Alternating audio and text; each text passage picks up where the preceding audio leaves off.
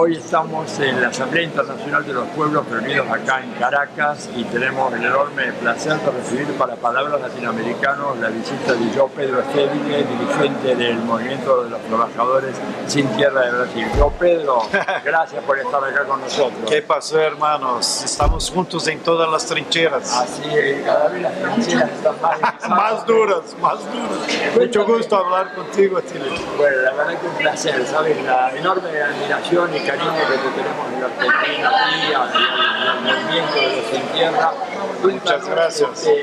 ¿Cómo está la cosa ahora con el nuevo gobierno brasileño? ¿Ha habido algún cambio, alguna intensificación de políticas represivas hacia los Sin Tierra? ¿Cómo está eso? Bueno, primero yo creo que hay que hacer una caracterización del gobierno, porque ahora estamos como en el primer tiempo de un partido donde dos equipos se estudian. Estaban estudiando. Pero el equipo de ellos está muy dividido, que es nuestra suerte.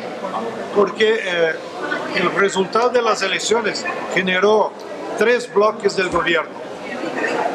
Un gobierno, una parte del gobierno son los militares. Tienen más de 100 oficiales en el gobierno.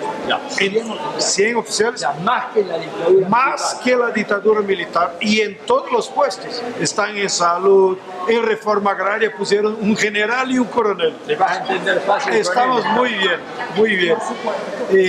Y luego ellos tienen los Chicago Boys, que son la gente que cuida de la economía, que quiere presentar un programa ultra neoliberal de entrega total de nuestra economía a los gringos. Y luego un tercer grupo, que es el grupo pentecostal, donde los pentecostales está el grupo de Bolsonaro.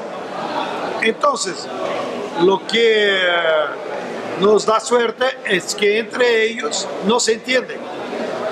Los mismos dos proyectos que el gobierno ya lanzó al Congreso, ya hay oposición de ellos mismos. Y ya se genera en la sociedad, ayer leí el índice de popularidad, es el más bajo de cualquier presidente el primer mes de su mandato, con 38% solamente. O sea, 62% de la población ya está en contra. Y con eso tenemos que aprovechar con sabiduría las contradicciones que esas divisiones generan, y hay sectores de la burguesía que ya hablan abiertamente, como esta semana el editorial del principal periódico conservador, que defiende la salida de Bolsonaro y el ascenso del vicepresidente, que es el general Mourão. Aquí, cuando hablas del principal diario, ¿de qué hablas? Estado de São Paulo. Bueno, y la misma Globo puso uno de sus principales ideólogos, que siempre estuvo así con los gringos, a ser asesor principal de Mourão, pero él no aparece, ¿no? ¿Cuál es el problema que ellos tienen, los que quieren sacar luego Bolsonaro? Que la Constitución brasileña dice que si el presidente se afasta en los primeros 2 años, tiene que irse a la elección. Por eso también con Dilma tuvieron que esperar 2 años, porque de ahí cuando saca, sube el vice. Entonces yo creo que tendrán que aguantar Bolsonaro 2 años. ¿Y aguanta Bolsonaro 2 años? Porque la impresión, hay dos temas. Hay un tema de salud extraño, que no está muy bien explicado, digamos, a la opinión pública brasileña.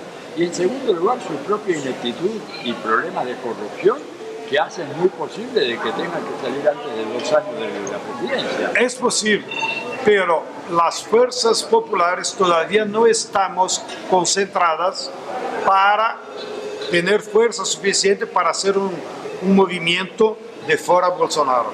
Ahora la prioridad que tenemos como movimientos populares es, en primer lugar, libertar a Lula, porque él es el principal dirigente del movimiento popular y él tendría la capacidad de aglutinar de forma unitaria las masas y hacer un gran movimiento. La segunda prioridad es defenderse, proteger los derechos que ellos quieren desplazar, sea los derechos laborales, sea la previdencia, sea incluso la reforma agraria. Entonces, estamos que como todavía hay un plan de defensiva, porque no tenemos la fuerza para tomar la iniciativa política. Ahora dime, en el caso de, tú dices, defender a Lula y hacer que Lula salga a la cárcel, ¿hay alguna posibilidad real de que Lula pueda realmente ser indultado? Porque tiene una condena firme, ratificada, 12 años de prisión. Sí, hay posibilidades reales jurídicas. ¿Jurídicas? Sí hay. Primero, él fue condenado a 12 años, que es un absurdo, pero en la segunda instancia. Le hace falta un recurso a la tercera instancia y luego un recurso a la Suprema Corte. Entonces él tendría dos juzgamientos que lo pueden o bajar la condena o liberarlo. Y sobre todo, el 10 de abril está marcado un juzgamiento en la Suprema Corte que no es del proceso de Lula, pero es para juzgar un capítulo de la Constitución que dice: ningún brasileño puede estar en la cárcel si no pasó por todos los recursos. Y él no pasó. Entonces, el 10 de abril, si los ministros tengan vergüenza y respetan la Constitución, ellos van a reafirmar, deberían reafirmar: ningún brasileño puede estar en la cárcel si no pasó por todos los procesos. Y con esa decisión, Lula podría salir el 11 de abril.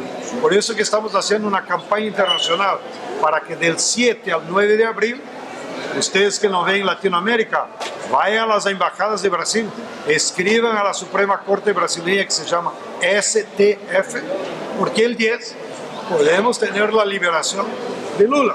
Pero sabemos que aparte de todos los caminos jurídicos, tenemos que dar la batalla en la calle. O sea, en la calle. En la calle. Eso es fundamental. Los movimientos de masa es que tienen que agregar a sus luchas concretas, aún mismo sobre reforma agraria, sobre vivienda, sobre previdencia, con Lula libre. Como que levantar una consigna: si estuviera Lula, eso no pasaría. Y ellos lo tienen secuestrado, porque no hay juzgamiento final, precisamente por eso, porque quieren evitar que él se transforme en el protagonista, el vocero de las masas, para llamar a las masas a ir a la calle. Entonces es un doble movimiento que tenemos que hacer ahí, y estamos en eso, a ver si el pueblo viene. Ya, ¿y tú crees que va a haber una respuesta positiva del pueblo? ¿Cómo notas el estado de la opinión pública en Brasil, que está bombardeada permanentemente por los medios de una manera salvaje y con todas las fake news, las mentiras, las acusaciones, las delaciones? ¿Cómo ves eso? Bueno, la batalla, tú tienes razón, la batalla ahora la vamos a trabajar en la ideología, en las redes sociales. Bueno, pero como están divididos, ya te hablé. Estado de São Paulo ya está contra Bolsonaro, Globo está contra Bolsonaro. Entonces, ellos también tienen dificultades de tener unidad en el discurso que va haciendo. Y esa encuesta de ayer, que dice que el 68% de los brasileños ya está en contra de Bolsonaro, ya es un indicador. Los otros dos indicadores del clima político los vamos a tener en el carnaval. Porque el carnaval, que viene ahora la semana que entra, siempre fue un termómetro del ánimo de la gente. Y hay indicios, hay una escuela que va a hacer un desfile contra Bolsonaro. ¿Ah, sí? Sí, la Tuiuti, ahí en Río. Y los bloques autónomos en la calle ya empezaron a hablar mal de Bolsonaro. Entonces eso es un termómetro. Y el segundo termómetro es la lucha femenina, el 8 de marzo. Porque la más grande movilización que tuvimos en las elecciones fueron las mujeres, con el Ele Não. Y ahora ese movimiento de Ele Não volvió el 8 de marzo. Entonces serán los dos termómetros para ver el ánimo de la gente, para ver si abril y mayo podemos empezar a hacer luchas más decisivas en la calle. Bien, ahora, esto supone que hay que hacer un esfuerzo muy grande de refundación y rearticulación de las fuerzas políticas populares, que el PT tiene que hacerse una autocrítica muy a fondo de por qué se ha llegado a esta situación, ¿verdad? De desmovilización y de apatía popular, que ha sido un problema muy serio. A mí me impresionó cuando se hizo esa manifestación en Río de Janeiro, cuando le iban a poner preso a Lula, que había apenas 10.000 personas. Ahí tendría que haber habido por lo menos 100.000 personas mínimo en Brasil. Entonces, este me parece uno de los desafíos, ¿verdad? Tienes toda razón, Atilio. Y la reflexión que hemos hecho es esa. Y a los partidos, cualquiera. Aquí no se trata de hacer lucha interna o crítica. los partidos, por su forma de actuación, como priorizaron lo institucional, los parlamentarios se vuelven cada uno un partido. Claro. Con su aparatito, con sus intereses particulares. Entonces los partidos ya no tienen capacidad de aglutinar a la gente. Por eso impulsamos ahí en Brasil dos plataformas que actuamos conjunto en determinados momentos.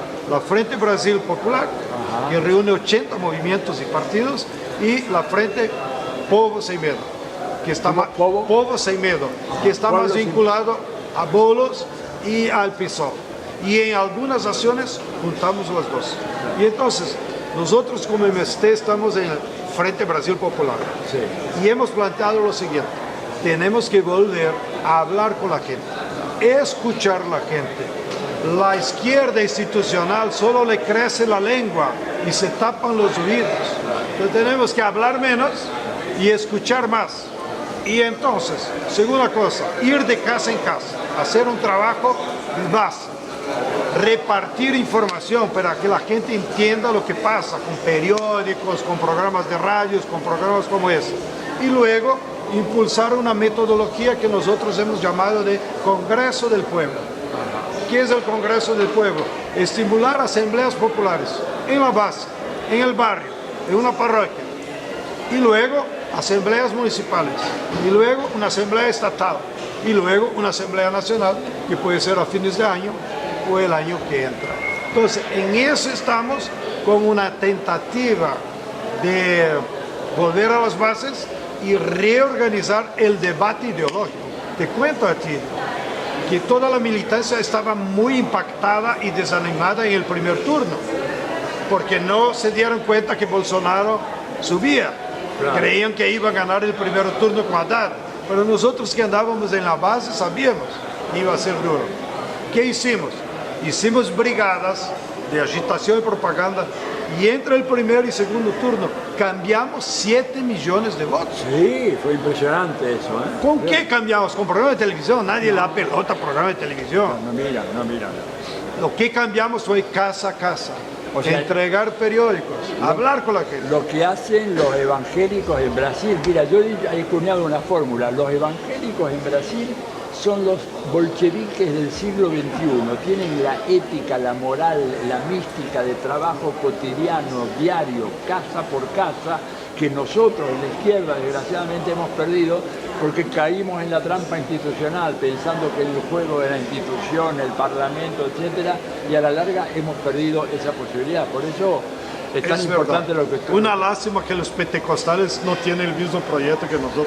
Pero hay manera de atraerlo a algunos de esa gente, porque sí hay. Tienen un problema con la cuestión de la homosexualidad y el aborto, pero en otros temas, gente muy pobre que vive en condiciones de opresión y de explotación. ¿Hay manera de llegar a ellos, por ejemplo? Sí, yo creo que sí, incluso en términos de articulación. Ajá. Como hay muchas iglesias evangélicas, claro, hay de todo. Hay de todo, ¿no? Entonces ya tenemos un grupo de unos 80 pastores progresistas mira qué bien, que están intentando articularse entre ellos para cambiar el proyecto, ¿no? De esa metodología que, como tú dices, es fantástica porque ellos llegan al pueblo, pero cambiar el proyecto en el sentido que sea un proyecto emancipatorio y no conservador y alienante como la mayoría de las iglesias. Y también entre ellos ha habido contradicciones, porque la principal iglesia, que es la Iglesia Universal, sí, que vino ahí de los gringos, que tiene una televisión. Sí, la Record, ¿no? La Record. Ellos son ricos. Entonces aplastan también las otras pequeñas iglesias que no tienen nada, ¿no? Como la Asamblea de Dios y como otras iniciativas. Entonces por ahí andamos y yo tengo esperanza. Dime una cosa, en el campo, los latifundistas, el capitalismo agrario, ahora en este nuevo clima político, ¿amenazó o avanzó en contra de algunas de las conquistas del MST o amenazando a alguno de sus líderes? ¿Cómo está ese tema? La lucha de clases en el campo en Brasil, en su escenario principal, es disputada por el agronegocio, que es el capital financiero, las corporaciones transnacionales, y nuestro proyecto de reforma agraria popular, que ultrapasa la distribución de tierra. Ese es el gran confronto. Claro, el gobierno de ahora va a dar todo el espacio, el dinero posible al agronegocio. los latifundistas atrasados están fuera también de ellos. ¿También? También están fuera de ellos. Entonces, ¿qué pasa? El agronegocio no quiere envolverse en conflictos, porque le pone mal para las exportaciones y no sé qué y no sé qué. Entonces, ¿cuál es el problema principal? Es en la frontera agrícola, donde el capital para avanzar se utiliza de los latifundistas. Ajá. Y ahí sí, los latifundistas, que no tienen proyecto ni uno, son unos lumpis. Esos latifundistas que están en la frontera agrícola, en la Amazonía, eso sí, todavía tienen la violencia como una forma de aplastar los trabajadores o los campesinos que ya vivían ahí. Entonces, y ellos son los que atacan los pueblos indígenas, ellos son los que atacan las comunidades afrodescendientes que nosotros llamamos de quilombolas. Entonces, ahí en esos espacios la cosa se puso más dura y es donde ellos practicaron ya algunos asesinatos con la seguridad de la impunidad. Porque imagínate, sus representantes en el Congreso, los diputados, se regresan ahí en sus municipios y dicen, bueno, ahora mandamos, haga lo que te dé la gana. Y entonces hemos sentido una ofensiva mayor de ese sector, que es marginal incluso para el capital. Entonces, la lucha por la reforma agraria en Brasil y por los cambios en la agricultura será una lucha dura, se va a tardar muchos años, pero yo creo que el agronegocio no es una propuesta para la sociedad, porque ellos no logran producir alimentos sanos, solo producen con veneno, y eso afecta la salud de la población. Ellos no logran desarrollar la producción con empleo, ellos sustituyen la mano de obra con los agrotóxicos y con grandes maquinaria, y eso no es proyecto de sociedad. ¿Cómo que tú quieres producir sin gente? ¿No? Ahora en Brasil lanzaron un camión de la Volvo que recolecta la caña y no tiene chofer. Un tipo ahí, la oficina lo maneja como si fuera un juguete. Y el camión se carga 60 toneladas de caña y viene a la usina. Eso es cosa de loco. ¿Entendiste? Entonces, ese proyecto no es humano. Ese proyecto no es un proyecto de futuro. Ahora, va a ser difícil la lucha porque evidentemente está en línea con los desarrollos del capitalismo contemporáneo, este tema de la robotización, el reemplazo de la mano de obra, y esto me lleva al tema de la reforma de la previdencia social, o la previsión social, como decimos los argentinos, que nosotros nos espantamos ante el proyecto de Temer. Cuando vimos lo de Temer dijimos, es una locura. ¿Y ahora cómo está eso? Bueno, ahora los Chicago Boys presentaron un proyecto peor de lo que Temer. ¿Peor que Temer? Peor que Temer, porque pone edad mínima de jubilación 65 años. Bueno, tú te imaginas en el campo, el tipo con 60 años ya se murió. En el campo, el promedio de vida es 58 años. En Brasil. Claro, porque es muy duro, los trópicos, el sol. En el noreste de Brasil, donde están los campesinos, el promedio de vida es 58 años. Y los tipos quieren la jubilación mínima a 65, así que van a distribuir los títulos en el cementerio. Bueno, pero no es ahí que está el problema. Eso es solo para que nosotros discutamos. Pero lo que ellos tienen como objetivos es introducir la previdencia privada, que serían los fondos privados de los bancos, porque sería la forma de los bancos apoderarse de un ahorro de la clase obrera que tiene una renta mayor, y los tipos se quedan con ese ahorro durante 10, 15, 20 años sin pagar nada de interés. Dime, esto es lo que en la Argentina hemos ya conocido como las AFJP y en Chile como las AFP, que han sido un fracaso rotundo. En todo el mundo. ¿Y cómo es que la van a tratar de imponer en Brasil? ¿Tú crees que la población, la opinión pública va a acompañar ese proceso? Hoy leí en la prensa que incluso sectores de Bolsonaro están en contra. Ahí viene la contradicción. Quien manipuló para Bolsonaro ganar fueron los pastores pentecostales, pero su base es pobre, claro, es hambrienta, sí, y la base de ellos no acepta los cambios de la previdencia y hablan con el pastor.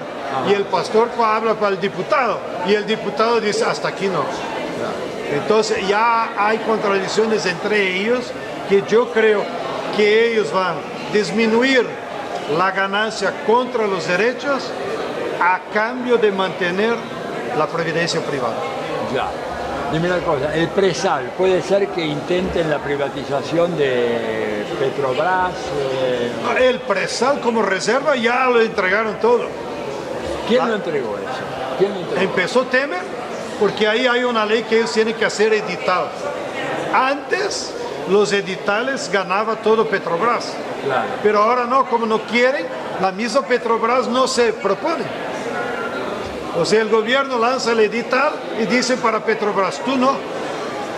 Entonces solo concurrieron a los editales para sacar el petróleo empresas extranjeras. O sea, 18 empresas extranjeras compraron todo el presal brasileño. el edital sería la licitación. Para La licitación, porque la reserva ya es conocida. O sea, tú no gastas nada con pesquisa, con investigación. Está todo hecho. Ya está todo localizado. Entonces el gobierno dice, el presal que hay en ese parámetro aquí, ¿quién lo quiere sacar? Antes la Petrobras tenía la prioridad. Ahora, como el gobierno manda en la Petrobras, dice, no, Petrobras no va a concurrir. La licitación es solo para el capital extranjero.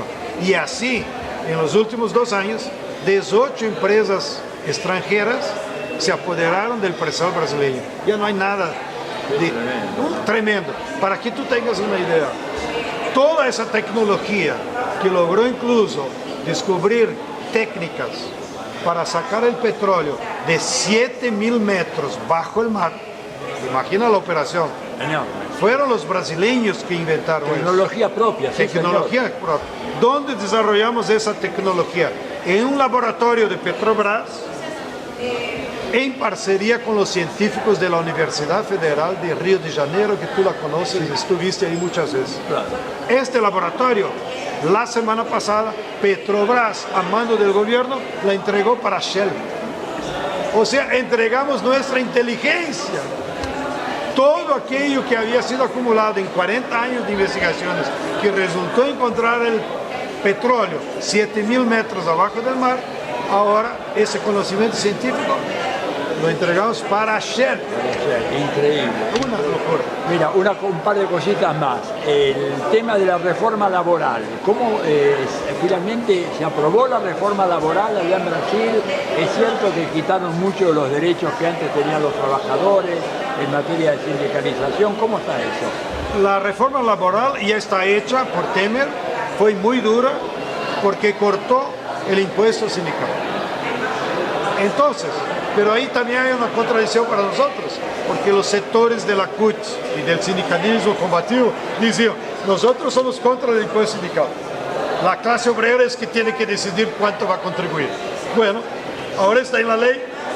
Ya. ¿Y contribuye o no contribuye? Eso es, porque, claro, la mitad de los sindicatos fueron aplastados, están cerrando puertas, la CUT tuvo que poner a venta su edificio principal de 8 pisos, donde funcionaba el Comité Central, para que veas la situación. Entonces, hay una situación de aplazamiento de todos los sindicatos. Pero el lado bueno es que los sindicatos ahora tienen que volver a hacer trabajo de base y convencer al trabajador que él tiene que contribuir para sostener su organización. Eso va a tardar tiempo, pero yo creo que a medio plazo será bueno para la clase trabajadora, para tener más autonomía del Estado. Bueno, para los que no lo saben, yo, Pedro, fue uno de los inspiradores de esta gran iniciativa que es la Asamblea Internacional de los Pueblos, ¿verdad? Pensada no solamente como un movimiento de solidaridad internacional con el gobierno de Nicolás Maduro acá en Venezuela, sino planteando una estrategia global de ataque al imperialismo. ¿Por qué no nos dice cuáles son un poco los planes, las líneas de acción así que va a tener la Asamblea en los próximos meses y próximos años? Muy bien. La Asamblea tiene su naturaleza de intentar ser una plataforma nacional, continental y mundial que junte todos los movimientos y partidos. Claro, es un sueño, pero ahí vamos. Aquí ya estuvimos 87 países, 625 delegados, de 300 y picos de organizaciones. Eso porque limitamos 2 personas por organización. Pero ya tenemos formas de articulación en los continentes mucho más amplias de los que lograron llegar a Caracas. Pero ¿qué decimos? No podemos transformar nuestras articulaciones en eventos, donde la gente viene, pone la carpeta y se olvida. Tenemos que desarrollar acciones concretas. Tenemos que hacer acciones en la formación política. ¿Por qué no hacer las mismas actividades de formación en conjunto? Claro. Para juntar energía. Segundo, ¿cómo hacer cosas en conjunto en la comunicación? Como tú dijiste, esta entrevista la ponemos para todos. Pues nadie es dueño. Tenemos que romper eso, que mi blog, mi portal, mi no sé qué. Eso no sirve para nada. Tiene que ser pulverizado para lo más amplio, para dar la lucha a la derecha. Y luego acciones de masa. Hacer cosas concretas. Entonces vamos a salir de aquí también con un plan de acción de masas para que todos nosotros nos involucramos en nuestros países. Entonces, en términos de masa, ¿cuál es la prioridad hoy? ¿Dónde se está dando la lucha de clases internacional? En Venezuela. Aquí es el pueblo venezolano contra el imperio gringo. Aquí no hay duda. Ninguna duda. No hay ninguna duda. Quien no está con el pueblo de Venezuela suma punto, aunque esté acallado, con el imperio. Y entonces vamos a salir de aquí con un plan del 16 de marzo en todos nuestros países, ir a la embajada gringa, hacer manifestaciones de calle, y los compañeros de Estados Unidos se comprometieron, van a ir en marcha a Washington. Entonces tendremos muchas movilizaciones, cada quien haga lo que le dé la gana, pero hagan alguna cosa.